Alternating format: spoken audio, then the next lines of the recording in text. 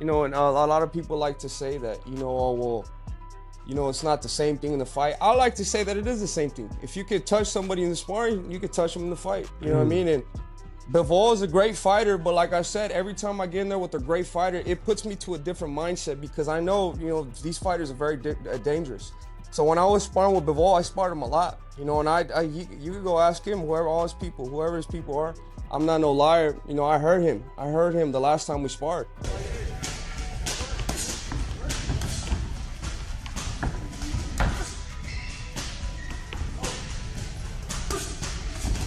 Things which coach told you should do this and this, and you are trying one round, you couldn't do it. Another round, you try to do this, it couldn't. On the third round, you can do it once only, and you feel like you win this sparring because you did what your coach asked you. If Canelo not fighting you, forget about everybody else. Go straight to Usyk. Don't play with nobody else. All right? Anything else can taint the Usyk fight. The Usyk fight is one of the biggest fights of this decade right now. Take it while it's hot. Don't play with him, and don't let him play with you. And that's my words to David Benavidez because I know he listens to me. He looks up to me. He thinks a lot of me. I told you guys over and over then that I did this to Surdo Ramirez in the ring. I did the same thing to Dmitry Bivol. I'm not trying to be cocky. I'm not trying to be disrespectful, but those are just the facts. Coming off an impressive victory, David Benavidez has now set his sights on every major name in the division. At the same time, Dmitry Bivol responded to the sparring stories connected to him, completely rejecting those claims. Bivol stated that Benavidez never truly hurt him, explaining that sparring sessions are only short, trainer-controlled rounds where both fighters had success at different moments. It was some of good moments from my side, some good moments from his side, but it's sparring. Sparring, it's sparring. You do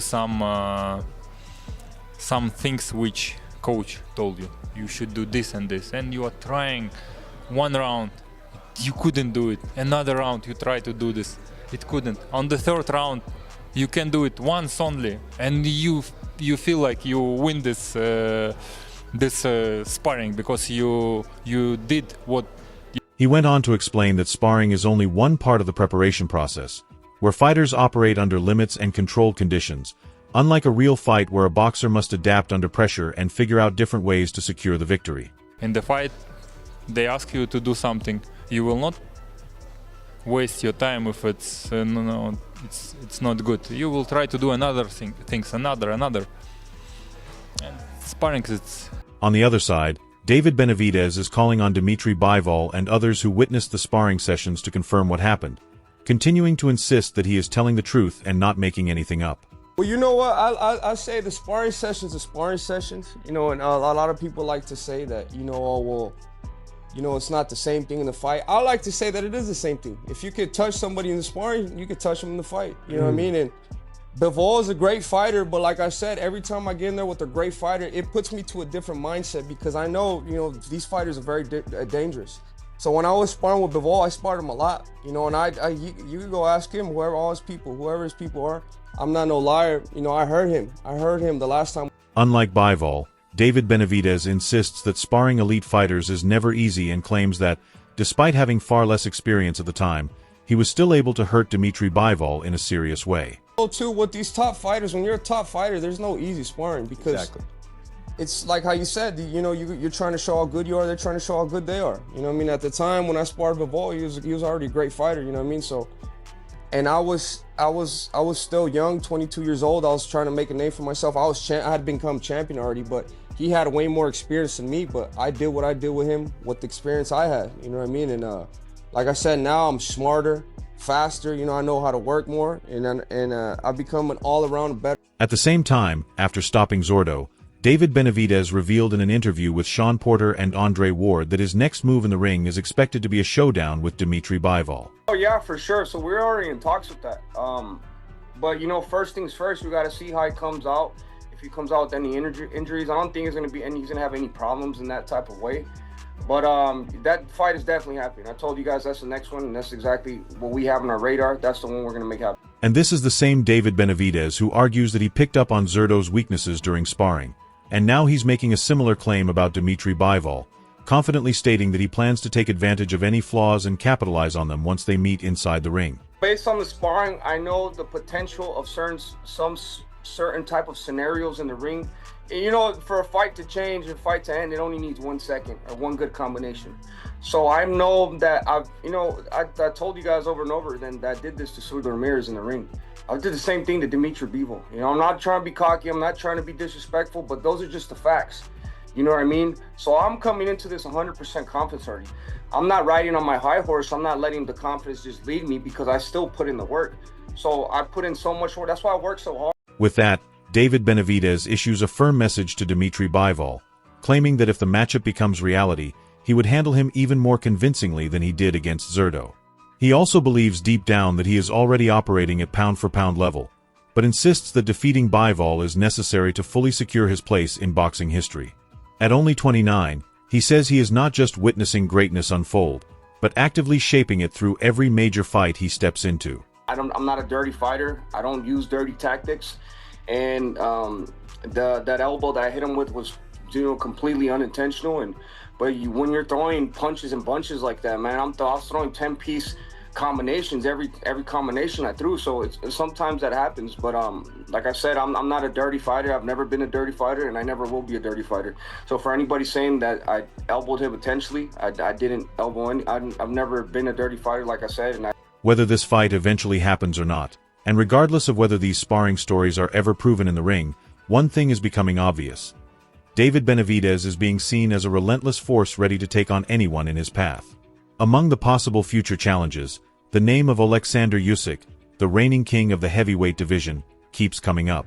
Teddy Atlas has also weighed in, suggesting that if Usyk successfully moved up from cruiserweight to heavyweight and dominated, then Benavidez could potentially rise through the ranks as well and even test himself against that level of competition. Great Usyk, and I call him great, and he deserves to be called great.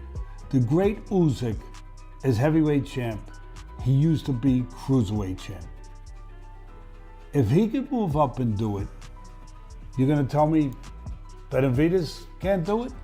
I know that you can make the argument, and I get it, that Usyk started at cruiserweight and went up to heavyweight.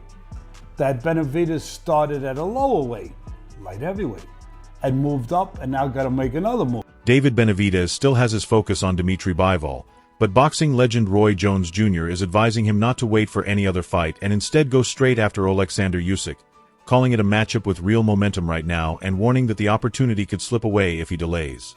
Jones believes the biggest challenge available for Benavidez is Usyk and says he should leave Bivol or any other option behind and immediately pursue that fight, especially since Canelo Alvarez has never shown genuine interest in facing him, making the move even more important in his eyes.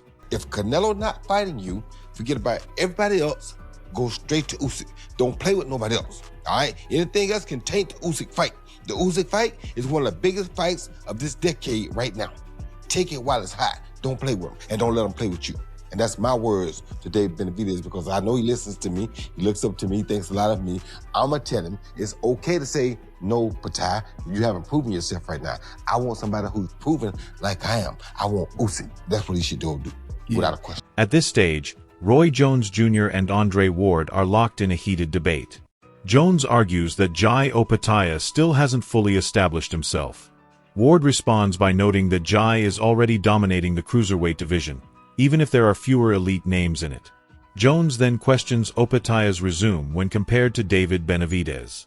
However, Ward pushes back, insisting that he has already shown his level. In Ward's opinion, Jones' push for Benavidez to face Alexander Usyk is driven more by market appeal, since Usyk has greater global recognition than Jai. Opetaia has proven himself, but he's not the name. He's not the name as an Usyk, not as big money. So who's he beat? We gonna do that Who's he really another beat? day. He's been at the weight class, at that cruiserweight weight class. You know, it's not a lot of big names. It's not a lot of big names at that cruiserweight weight class. Am I making that up? Has it historically been big names at the cruiserweight weight class? No, that's why I skipped it. Right. So I'm just saying, I can't say that a man that's won a title, defended his title, as long as he had, I can't say that he hasn't proven himself. I'm not gonna say that. But the namesake is different. Yeah, I understand. But one thing Andre Ward does agree on is that David Benavidez has already built a strong reputation across the boxing world, which aligns with the very point Roy Jones Jr. keeps emphasizing. Jones believes that true validation doesn't only come from fighting elite opponents, but also from achieving global recognition, something Benavidez has already started to secure. Ward adds that for Jai Opataya, the focus should be on expanding that recognition by continuing to take on different challengers and steadily elevating his profile. He also acknowledges that a potential clash between Benavidez and Alexander Usyk would be a major statement fight, and if Benavidez decides to pursue it, Ward says he would fully support that move happening. I like that decision. I believe that's going to be the decision that's on the table. So it's going to be very, very interesting to see what happens next. But that's a play right there. That is the play right there. Prove yourself, and when I say prove yourself, the world don't know you like that yet. That's what I respect. Prove yourself. I'm not saying he's not good enough. I'm not saying he's not good enough to do it. The world don't know him like that yet. So he hasn't proven himself where the world knows him. The world knows Benavidez. The world knows who Usyk is. A lot of people in boxing, because the cruiserweight division has always been kind of lackluster as far as names go, they don't know who the cruiserweight champions are. Yeah, I only know Patai and I knew Ramirez, but I don't know the other cruiserweight champions. And I am in boxing. So if you don't have a name like that, then you're not really poopy. I respect. This shift in conversation has completely reshaped the narrative, with fans now buzzing about a potential showdown where elite skill would collide at the very top level. Devin Haney has also shared his perspective, describing David Benavidez as a naturally powerful and aggressive fighter, while highlighting that Alexander Usyk has carved out his career by facing much larger opponents and relying more on technique, timing, and high-level ring IQ than raw strength. Haney believes a matchup like this would not only be intriguing, but also a true showcase for boxing at its highest standard. By Benavidez, yes. Should Benavidez, beat Opataya, or even if he just moves up to heavyweight, Usyk is beating these giants, these behemoths, where he can see the punches coming, where he has a speed advantage. And he's always faster. He's always faster. Mm-hmm. What about a dude like this? I think that it's a good fight because Usyk is not a big heavyweight. Nope. He's a guy who's at cruiserweight who went up to heavyweight. He's not the biggest. He's not beating guys, by just overpowering them. He's beating them by skill. Right. So I think that this is a great fight because it's skill versus skill, and with David will be his more natural self. Giving fans a clearer idea of where David Benavidez actually measures up against a fighter who has already ruled the heavyweight division. After a statement stoppage victory, Benavidez now finds himself with several possible directions, with the main question being whether he continues operating at a higher weight or moves back down.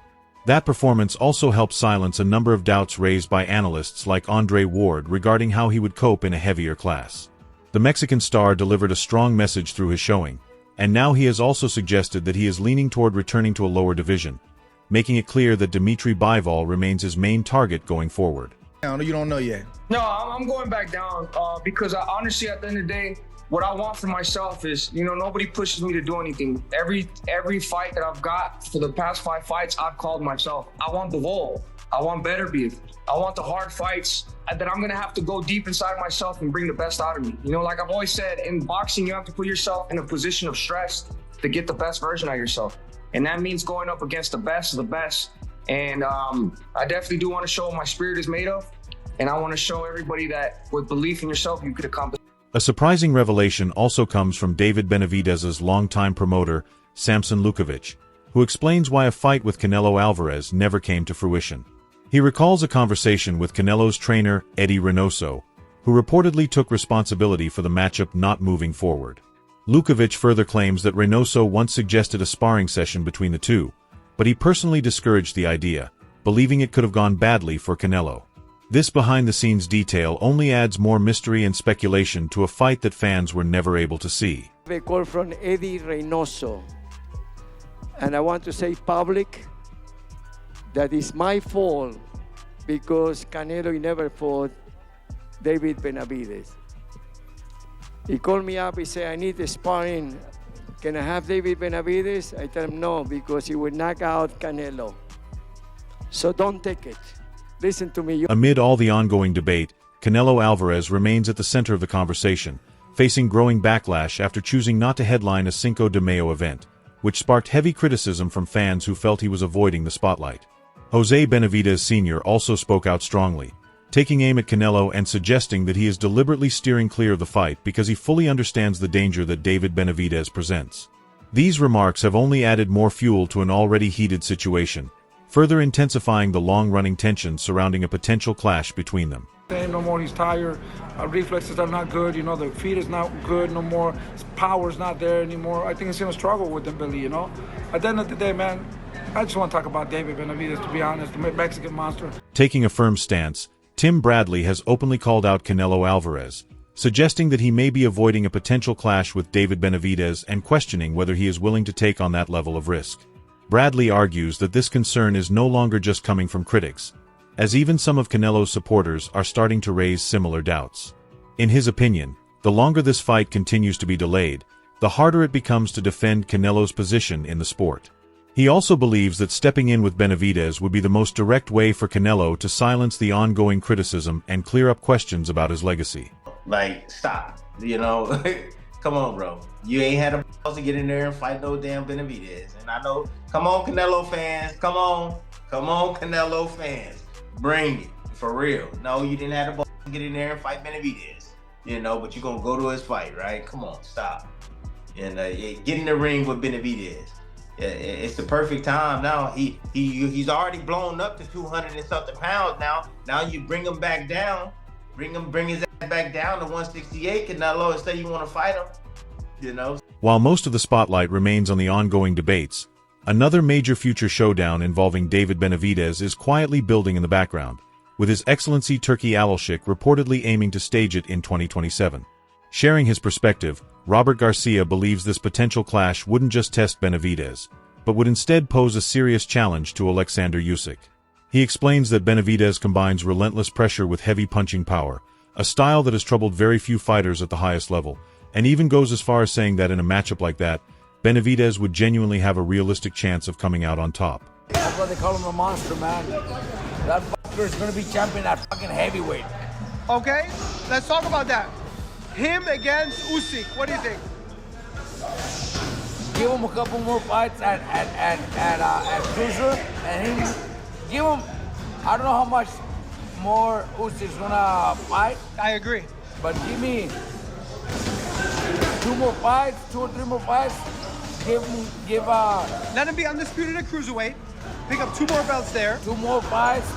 And then go to heavyweight and fucking Benavidez beats Usyk. Then comes a candid admission from Malik Scott, who has worked closely with Zurdo's team. He concedes that David Benavidez has displayed qualities that convince him he may be one of the most dangerous fighters in boxing across multiple divisions. In his view, whether it's Shakur Stevenson, Devin Haney, or even Alexander Usyk, Benavidez presents a unique kind of threat that transcends styles. Scott points out his sharp hand speed and the rapid way he strings together combinations, emphasizing that very few fighters at the elite level can execute that kind of output with the same consistency and intensity. Shown what he's shown on Saturday, not only is he one of the best fighters in the world, to me, Benavidez is the most dangerous fighter in the world, and I'm including all divisions. We could talk about Shakurs, we could talk about Haney's, we could talk about all these Usyks and guys that's better than him technically, but I'm talking about as far as danger zone. When you are in the fight of your life from round 1 through round 12, David Benavidez, I've never seen nothing like him before. I've never seen hand speed like that on a consistent basis. I've never seen extension with that hand speed like that. He throw 8 punch combinations sometimes or even more. If he throw 13 shots, 11 of them. Several directions now stand before David Benavidez, who has already confirmed his elite status through a blend of power and speed, firmly placing himself among the standout fighters of this generation. However, opinions from analysts remain split on what should come next.